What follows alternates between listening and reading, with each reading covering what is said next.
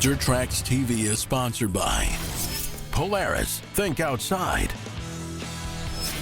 Can-Am, follow your path. Yamaha, revs your heart. And by Honda Power Sports, power your dreams, whatever the terrain.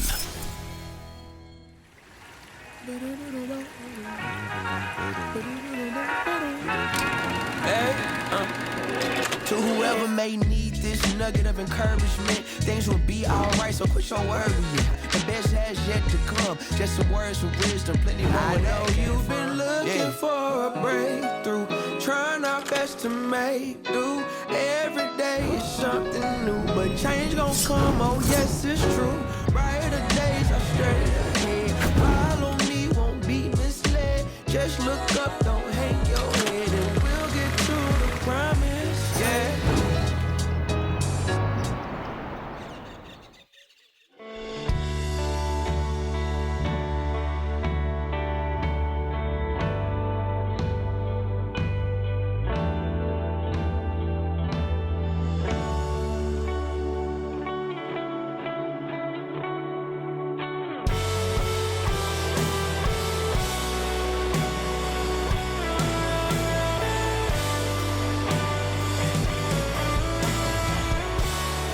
So today we are at another awesome ride provided by Yamaha. We're here in an RMAX. This is a limited edition model, and we're out here in Colorado. We're going to ride up into the mountains. We're currently at 10,000 feet.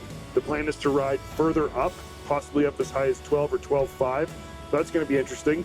But this is a great opportunity just to get more miles on an RMAX in a different environment than what we're used to, than what we have at home. And I really like these rides by Yamaha. Even though I have extensive experience with an RMAX, I don't have it here in the mountains. So this is a whole new thing for me. We've got a bunch of people here with us, some new riders, some experienced other media groups. So it's gonna be a good day.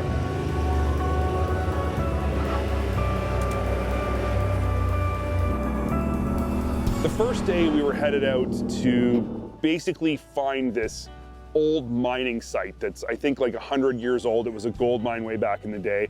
So we headed out on some easy trails at first, some higher speed stuff that was really smooth and fun. The trails in that area around Taylor Park are extremely varied. They go from being roads you can drive trucks and campers on, and then it would get into some tighter trails that were clearly just for ATVs and side-by-sides, and then we get in some really tight rocky sections that were pretty gnarly and required a good amount of skill to traverse. One trail in particular that was really neat basically rode alongside a river down a really rocky, I mean, it was just a trail, but it was really rocky, lots of big rocks, small rocks. And at one point, the trail actually was engulfed by the river. So we rode down the river with the water, which was really cool. And it was a really long distance and it was quite deep. But it was interesting because the water was flowing so hard, it actually was kind of pushing the side-by-side down the river, so that was neat. We got to some really beautiful locations along the river's edge, found a cool rock outcropping I climbed up on and kind of just stood up on and watched a waterfall. It was really neat. And then we turned around and actually went back up that trail, and going back up through the water was even cooler because it was flowing at the vehicle and just like, I don't know, it was one of those things you don't get to do very often, and it was really cool. In Taylor Park, Colorado, not only have beautiful scenery all around you, but the trails are just so diverse. You get rock climbs, you get some tight, twisty stuff in the pine trees, up in the aspens, and even at this higher elevation stuff where a lot of times it robs so much power from the engine, you still get to experience how great D-mode works, Ultramat transmission works, and even on command and everything in between. For Yamaha, it's really all about adventure, and when we can go out, ride such exquisite and awesome places like out here in Taylor Park, Colorado, you highlight the vehicle, but you also literally realize your adventure like the model that we have. And when you can go out there, do it with great people, have so much fun too, I mean, that's just the way that Yamaha loves to do things.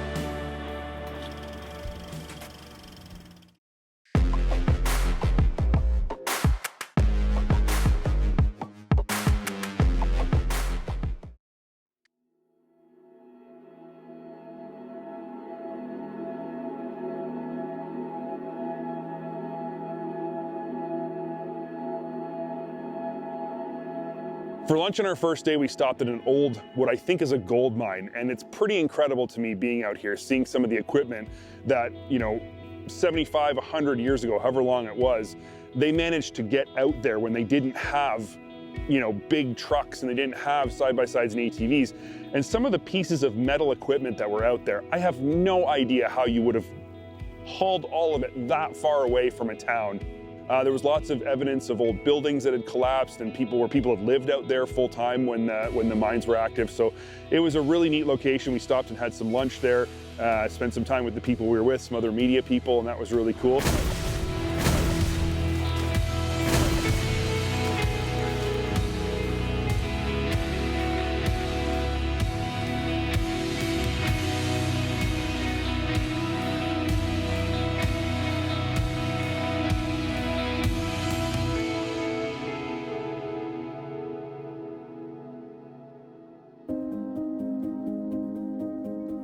And then we headed back to another cool destination, which at this point was a frozen lake way up in the mountains. You basically come down this mountain pass and all of a sudden there's this basin, I guess, but in the valley of like the mountains, and it's full of water, so it is a lake, and it's frozen still.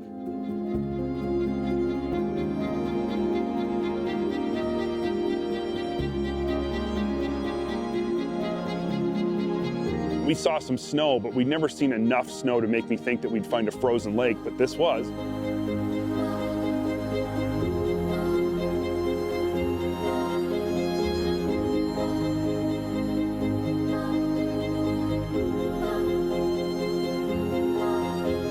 And at one point, the trail actually ran right along the shore of the lake in the water for quite a ways, and I thought that was pretty neat.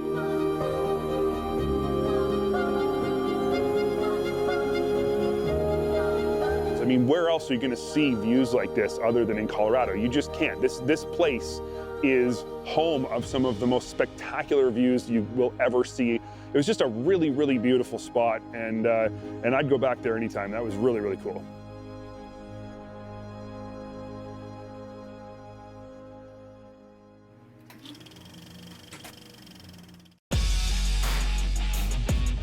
Dirt Tracks is sponsored by Princess Auto. Make it work.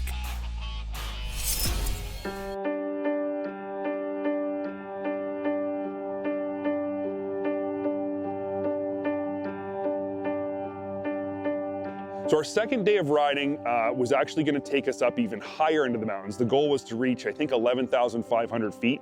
So we were going to climb like 2,000 feet of elevation. And we started off on some similar trails to what we started on day one, but we quickly hit a spot that we hadn't hit on day one, and it was a river crossing. And all of the people who had scouted these trails, that the first day they scouted them, the river was considerably lower than when we went through it. So when we got there, the water was really high and was flowing really fast.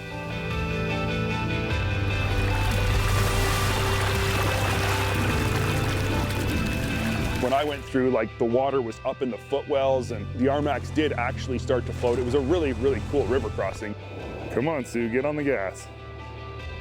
Going through that river was actually probably, I mean, I've been through deeper stuff, but I don't think I've ever been through anything that flowed that fast. Maybe in a Costa Rica trip years ago when my side-by-side floated away, but that was like fast-moving water. The side-by-side actually started to float down. It was actually really fun. It was cool, and obviously got filled with water, but the drain plugs were great on the RMAX, so we got to test those too on this trip. We've tested everything.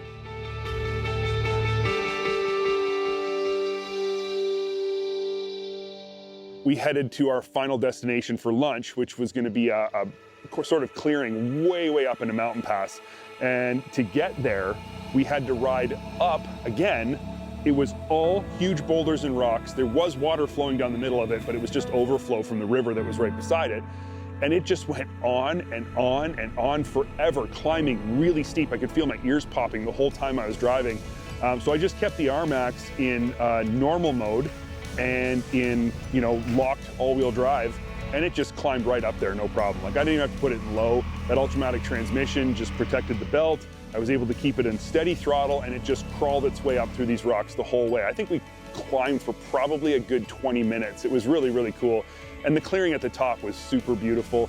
There was some snow drifts sort of still left up there. It was cooler up there. and we had lunch and just took in some really cool views and talked about the first part of the morning, which was a really exciting ride. In the afternoon, after lunch on the second day, we were headed for, well, we were going to go into this mountain pass and see how far we could get. There was a cabin up in the mountains that was sort of a tourist attraction where people would ride to. They have a guest book. And we wanted to get there, but we weren't sure if the snow was going to stop us, if we were going to run into too much snow.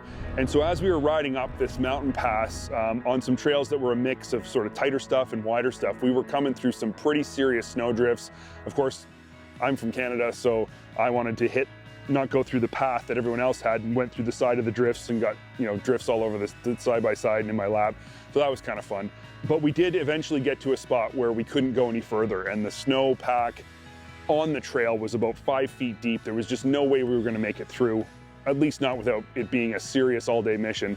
Basically headed back home, again, had to cross the river that we crossed before and head back to our main location. So the second day was really, really fun. There were some really unique situations that we found ourselves in. There were some beautiful locations that we got to stop at and take in the views. And I got to ride with really great people. I mean, the people from Yamaha are awesome. They always treat us so well, and they really do care about our opinions about the vehicles that we ride. So the trails out here at Taylor Park, Colorado, they really highlight the versatility of the RMAX 1000 platform, and you have a versatile amount of trails out here. And with that, when you get to go through all the different features that the RMAX 1000 platform has with the D mode, the on command, everything in between, it just really gets to highlight the vehicle best. But also, when you have such beautiful scenery like this, you get to realize your adventures, have a great time with all these great people, just makes the event all the more fun. Yamaha had brought in a specific chef to cook in a tent sort of up on a plateau right outside of the lodge, and he made some incredible meals. Yamaha has this knack for finding these guys who can cook outdoors on like outdoor griddles and stuff, but make gourmet meals. Every time I go with Yamaha, it seems like there's a guy doing that. And the food was amazing. So after each day of riding, the end of the day, we'd crack a beer, we'd have some nachos and whatever our chef friend would cook up for us, and it was really amazing. And it was a really nice time. One thing about the ATV media that I really like is that we do tend to get along, and we hang out together, and we have friendships that we've formed over the years because we go to a lot of events together. So there's not really any animosity between different media outlets. We all just get along and have fun riding ATVs together, because that's what riding ATVs and side-by-sides is all about. It's about the people, it's about the fun, it's about the experience. And really, we realized an adventure with Yamaha on this trip that included all of those things.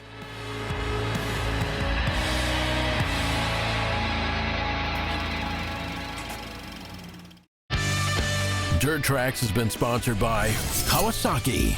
Let the good times roll. And BRP Performance Exhaust, built for the victory lap. And by Hercules Tire. Ride in our strength. Trying to get the most out of your hard-earned dollar is something that is harder and harder to do in this day and age. But when it comes to side-by-sides, the Honda Pioneer 1005 Trail Edition might just be at the top of the list of value for money. Featuring the 1000cc parallel twin found in the Talon and the popular Africa Twin adventure bike, this side-by-side pulls double duty work and play better than any other that I know. Because it's not just its ability to ride well on the trail after a hard day's work, it's the incredible ability to not sacrifice any box space for that work, and then magically add 2 extra seats for a total of 5 in a package that's not much bigger than its 2-seat competition. And that to me is something incredibly unique to the side-by-side world. And yes, Yamaha does have the RMAX 4, but those rear seats slide forwards, they don't disappear, and it does take up quite a bit of cargo box space, as well as losing the tilting feature. The engineers at Honda took a long time and no doubt a very significant investment to make sure that the rear seats completely disappear. It's really quite remarkable that from just a few feet away, not only can't you notice the seats, but you can hardly notice that there's rear doors. But then take the engineering to a whole new level, the rear cargo box actually still tilts to unload. I'm still trying to figure out the mechanics of it. And in this form, the Pioneer 5 Trail is ready to work with whatever tasks you need it to. For me, it's just about any number of tasks around the ranch that have to get done. Might be tending to the apple trees or hauling the prunings down to the chipping pile with all the associated tools I've needed for the job. Need to haul something? The included 2-inch receiver is ready to tow up to 2,500 pounds and serves its purpose well when I toss the bush buggy to fill up the makeshift greenhouse water reservoir. When we opt for the Trail Edition, which is the highest end package, we get ourselves premium plastics and graphics, cool 14-inch silver accented aluminum rims, a 4,500 pound Warn winch, and the Fox QS3 shocks all the way around. It also gives us four-wheel drive, which removes the need for a differential lock and senses when a wheel spins and sends power to those wheels automatically. And when I'm loaded up, I know that the 6-speed gear-on-gear transmission is ready for the task with the dual clutch transmission that can be left in automatic or shifted manually with pretty cool paddle shifters. And when it comes to the 6-speed transmission and Hey, Ben. Sorry. Yeah. Are you you are in the middle of something. I I'm filming a apologize. test drive. I'm sorry. Okay. I was just wondering, you said that this could fit our whole family. The girls are ready to go. Is it Okay. okay if we steal that? No? Okay. It can. Okay. Well, seeing as you're interrupting my test ride, why don't you just come along for it and I'm gonna let you drive. I love that idea. As you know, I've never had a hard time sharing my opinion with you. No, that is true. You haven't had a problem being opinionated. I'll take those. Thanks so much. All right.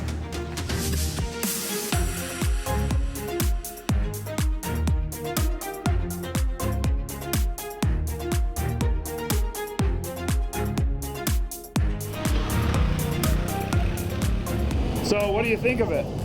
Honestly, it feels really smooth. It almost feels like a truck, like the feeling of it shifting.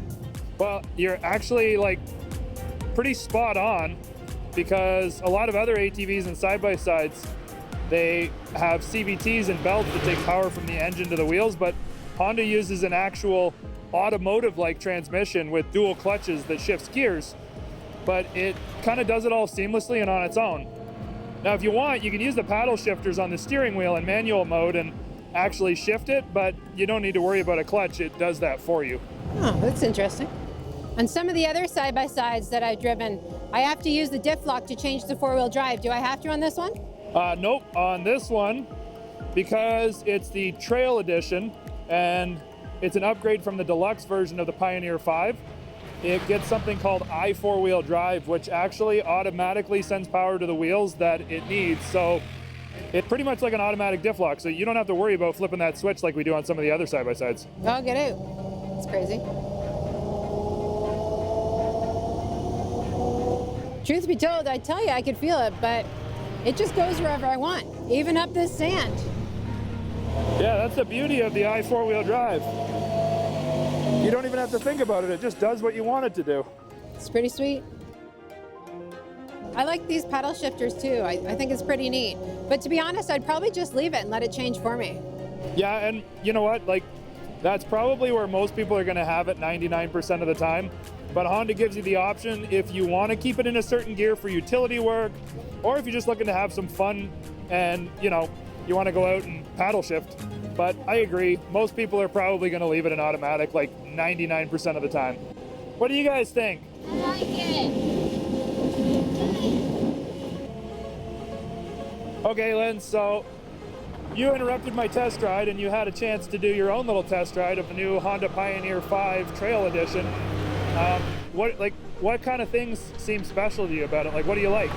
I think, like, for our life, I like how compact it is. I like the size. Sometimes you bring home other side-by-sides that are really big, and that's fine depending on what we use it for, but just for around the house, doing stuff with the greenhouse and yard work, I like the size of this better. I feel more comfortable in it. And the other thing that I think is worthwhile to mention is that I love that it's universal. Like, I can use it for yard work, and then, like, when I first saw it, I didn't even realize that you could flip the seats up and there was room for the girls until you told me that. So I love that option. You know, we could be working around the house, using it for all the things we need, and then go for a ride with the girls in the afternoon. Just flip up the seat and we're good to go. Like, you're totally right. It's really unique.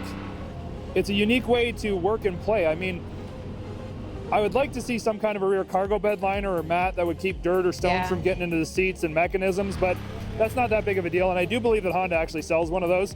But this thing takes up less garage space, doesn't need as big of a trailer if we want to take it with us. And with the Trail Edition, we get the sportiness of Fox QS3 shocks. So when we do play, it's ready for whatever we throw at it. And I mean, I know QS3 shocks don't necessarily mean anything to you, but it's got better suspension is what it means. So that's pretty cool too. Well, that's a good point. You know, oddly enough, I do drive a Honda SUV already. So I'm thinking maybe there's room in our family for one of these bad boys. Oh, really? Is that what you think, eh? Well, I'll tell you what, I actually do like it quite a bit. That means yes.